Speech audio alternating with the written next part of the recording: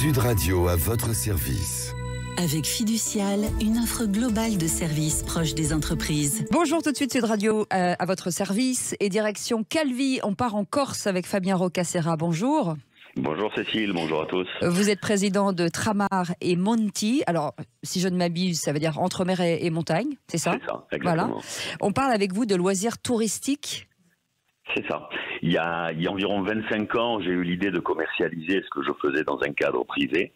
25 ans plus tard, je suis associé avec mon meilleur ami et mon fils. Bien. Et on a aujourd'hui une trentaine de bateaux, des quads, des 4x4, des motos. On travaille essentiellement sur le domaine des excursions, c'est-à-dire des excursions guidées, ou bien de la location en plein été sur les mois de juillet-août. Alors l'activité touristique, on le sait, représente quand même un enjeu assez important de façon économique, sociale pour le développement de l'île. Mais on sait que les Corses font très attention justement à leur territoire, à leur architecture. Est-ce que c'est difficile de cumuler les deux? Est-ce qu'il faut que ce soit très encadré? C'est encadré. La terre telle que nous l'a laissée nos parents est absolument unique et merveilleuse. On est à l'heure actuelle les bons élèves au niveau du bassin méditerranéen.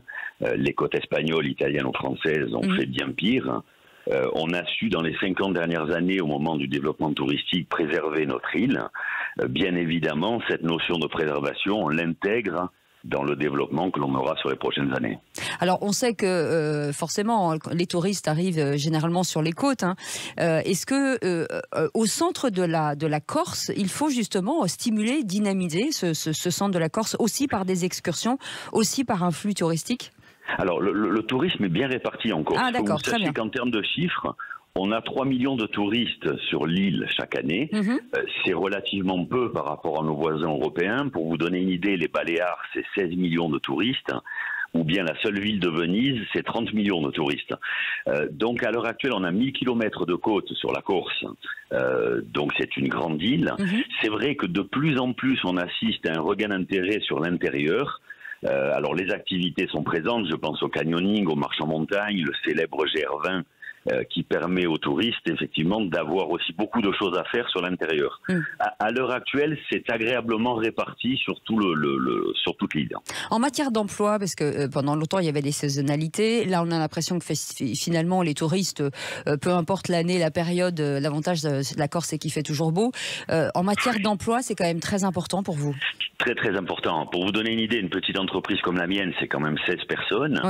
On a réussi dans les dernières années à élargir ce que l'on appelle les saisons touristiques. Aujourd'hui, on travaille sur 7 mois environ, en intéressant notamment une clientèle Nord-Europe, qui est moins sensible à des fortes chaleurs, etc. Donc, qui va pouvoir venir dès les mois de mars et mois d'avril jusqu'à environ mi- ou fin novembre.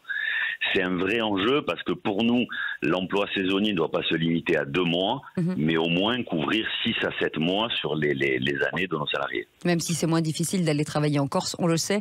Juste un petit mot sur les changements climatiques, sur l'écologie, sur l'énergie, tous ces sujets. Est-ce que ça veut dire que demain, il faudra des bateaux électriques, il faudra des quads électriques, il faudra tout passer en électrique ? Peut-être, mais il faut que vous compreniez que le tourisme est sans cesse en mouvement. Pour un patron d'entreprise, il est déjà très difficile d'anticiper les 2-3 prochaines années en matière d'habitude de consommation touristique. Le fait de se projeter sur l'électrique sur 10 ans environ, c'est quelque chose qui n'est pas à notre portée à l'heure actuelle.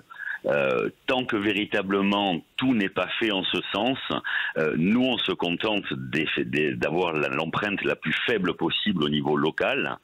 Mais on n'arrive pas à réfléchir aussi loin, pour être clair. Merci beaucoup en tout cas d'avoir été avec nous, Fabien Roccassera, président de Tramar et Monti. C'est à Calvi, en Corse, et ça nous fait bien rêver ce matin. Dans un instant, le Grand Matin Sud Radio, et on se retrouve à 17h pour les vraies voix. À tout à l'heure. Sud Radio à votre service. Avec Fiducial, une offre globale de services proche des entreprises.